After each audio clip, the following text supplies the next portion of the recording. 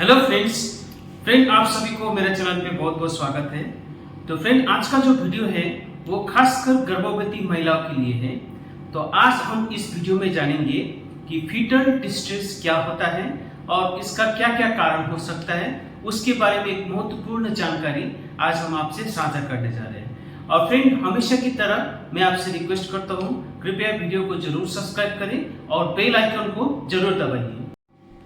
देखिए, फीटस मतलब गर्भवती महिला के पेट के अंदर जो बच्चा पनप रहा होता है और उसका अभी डिलीवरी नहीं हुआ है, तो ऐसे बच्चा को हम लोग फीटस बोलते हैं। और फीटल डिस्ट्रेस जो होता है ये एक टर्म होता है कि इससे ये दर्शाता है कि जो पेट के अंदर जो बच्चा है वो उसका हालत ठीक नहीं है। इसी को हम लोग फीटल डिस्ट्रेस बोलते हैं।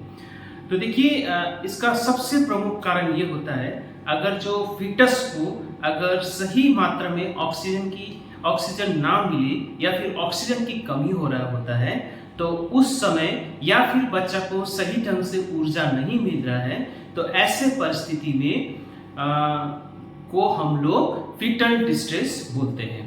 अब देखिए, कुछ कारण होता है जो कि फीटल डिस्ट्रेस करा सकता है। जैसे इसमें सबसे प्रमुख हो गया है प्री एक्लेम्सिया। प्री एक्लेम्सिया मतलब कि प्रेगनेंसी के दौरान अगर ब्लड प्रेशर का ज़्यादा रहना, खासकर डायस्टोलिक ब्लड प्रेशर अगर ज़्यादा हो जाता है, तो ऐसे परिस्थिति को हम लोग प्री एक्लेम्सिया बोलते हैं। और साथ में पोस्ट डेटेड प्रेगनेंसी, यानी कि जो बच्चा जन्म का जो तिथि होता है, यानी कि डेट होता है, अगर वो अगर पार हो जाए, उसको हम लोग पोस्ट डेटेड प्रेगनेंसी बोलते हैं। ओलिगोहाइड्रोएमनियोस, यानी कि बच्चादानी में अगर पानी बहुत कम है तो उसको हम लोग ओलिगोहाइड्रोएमनियोस बोलते हैं। या फिर अगर प्रेगनेंसी के दौरान माँ को अगर खून की कमी हो, आयरन की कमी हो, उसको हम लोग एनीमिया बोलते हैं। या फिर जो बच्चे का जो ग्रोथ होता है वो अगर धीमा हो रहा है तो लो ग्रोथ रेट, उसके साथ एब्रप्सियो प्लासेंटा प्रीविया। ये क्या होता है आप फिगर में देख पा रहे हैं। देखिए, बच्चा और बच्चादानी होता है माँ का, तो वो दोनों को जोड़ने के लिए एक खास तरीके का मांसपेशिया होता है, उसको हम लोग प्लेसेंटा बोलते हैं। और फिर प्लेसेंटा से एक नली जैसा मांसपेशिया होता है जो कि बच्चे का जो नाभि से जुड़ा रहता है, उसको हम लोग बोलते हैं अम्बिलिकल कॉर्ड।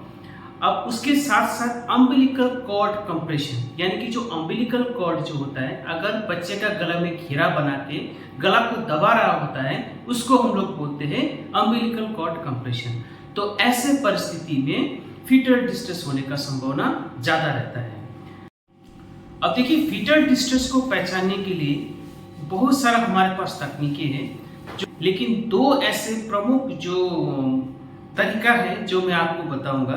पहले होता है फीटल मूवमेंट, यानी कि बच्चे का पेट के अंदर किस तरह से बच्चे घूम रहा है, किस तरह से बच्चे का गतिविधि है, उसको महसूस करना, और उसके आधार पर ये पता कर सकते हैं कि फीटस कैसा है, यानी कि पेट में अंदर जो बच्चा पल रहा है उसका स्थिति कैसा है।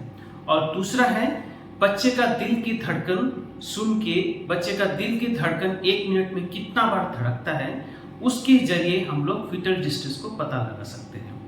अब देखिए फीटल मूवमेंट। अब फीटल मूवमेंट जो होता है 20 से 22 वीक्स ऑफ प्रेगनेंसी जब होता है, उस समय ज़्यादातर स्त्रियों को पेट के अंदर घूम रहा हुआ बच्चा महसूस कर सकते हैं। इसमें 3 तरीके का जो मूवमेंट, फीटल मूवमेंट होता है, वो होता है फ्लटर, यानी कि इस तरह से कि ऐसा लग रहा है कि पेट के अंदर कुछ वाइब्रेशन से आपको एक महसूस होता है। दूसरा होता है किक, यानी कि एक जोड़ का धक्का। और फिर तीसरा होता है रोलिंग, यानी कि पूरा कुछ अंदर पेट के अंदर पलट रहा है। तो इस तरीके से 3 तरीके से बच्चा घूमने का आपको इस तरीके का महसूस होता है। अब देखिए, फीटल मूवमेंट जो होता है वो सबसे ज़्यादा 32 से लेकर 36 वीक्स ऑफ प्रेगनेंसी में महसूस किया जाता है। अब देखिए, अगर फीटल मूवमेंट जो मैंने आपको बताया, किक, फ्लटर और रोलिंग, अगर ये 1 घंटा में 10 के आसपास या फिर 10 से ज़्यादा हो, तो ये दर्शाता है कि बच्चा पेट के अंदर ठीक ठाक है। अगर ये 1 घंटा में 5 से लेकर 10 बार ऐसा अगर आपको गतिविधि पेट के अंदर महसूस हो, तो आपको आराम करना चाहिए और फिर कुछ कुछ खा लेना चाहिए ताकि बच्चे को सही मात्रा में ऊर्जा मिले और फिर बच्चा ठीक ठाक घूमने लगे। अगर 1 घंटा के अंदर अगर ये सब गतिविधि 5 बार से भी कम हो तो ये दर्शाता है बच्चा अंदर ठीक नहीं है, बच्चा का स्थिति ठीक नहीं है, या फिर बच्चा को फीटल डिस्ट्रेस भी हो सकता है। तो ऐसे परिस्थिति में आपको तुरंत डॉक्टर से संपर्क करना होता है। अब दूसरा चीज है फीटल हार्ट साउंड। अब देखिए जो बच्चे का जो दिल का धड़कन है 1 मिनट में कितना बार धड़क रहा है उसको पता करके हम लोग फीटल डिस्ट्रेस हुआ है कि नहीं ये हम लोग पता लगा सकते हैं। 5th वीक्स ऑफ प्रेगनेंसी जब होता है तो उस समय बच्चे का दिल का धड़कन जो होता है ट्रांसवेजनल सोनोग्राफी के जरिए हम लोग उसको देख सकते हैं। अब देखिए अस्कल्टेशन एक नाम होता है जो कि हम लोग फिटोस्कोप या फिर फीटल डॉपलर एक यंत्र यानी कि मशीन के जरिए हम लोग बच्चे का दिल का धड़कन सुन सकते हैं, उसको हम लोग बोलते हैं अस्कल्टेशन।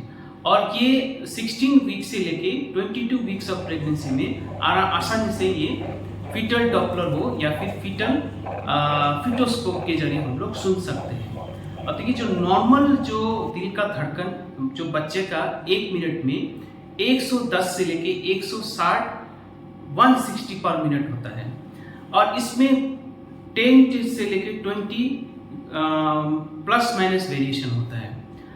अगर फीटल हार्ट रेट 110 से कम हो या फिर फीटल हार्ट रेट 170 से ऊपर हो तो इसको हम लोग बोलते हैं फीटल डिस्ट्रेस। तो 2 आसान सा तरीका होता है फीटल डिस्ट्रेस को पता लगाने में। एक होता है फीटल मूवमेंट किस तरह का हो रहा है, 1 घंटा में कितना बार फीटल मूवमेंट हो रहा है, और दूसरा चीज है कि फीटस का जो दिल का धड़कन 1 मिनट में कितना बार धड़क रहा है। ये 2 आसान तरीका होता है जिसके जरिए हम लोग फीटल डिस्ट्रेस को पता कर सकते हैं। और भी कई सारे तकनीक है जो हमारे पास उससे हम लोग फीटल डिस्ट्रेस को पता कर सकते हैं जो कि यहाँ पे कहना संभव नहीं है। तो ये रहा फ्रेंड छोटा सा जानकारी फीटल डिस्ट्रेस क्या होता है, किन किन बीमारियों में फीटल डिस्ट्रेस देखा जाता है। ऐसे वीडियो लेके फिर हम लोग आएंगे, तब तक के लिए धन्यवाद।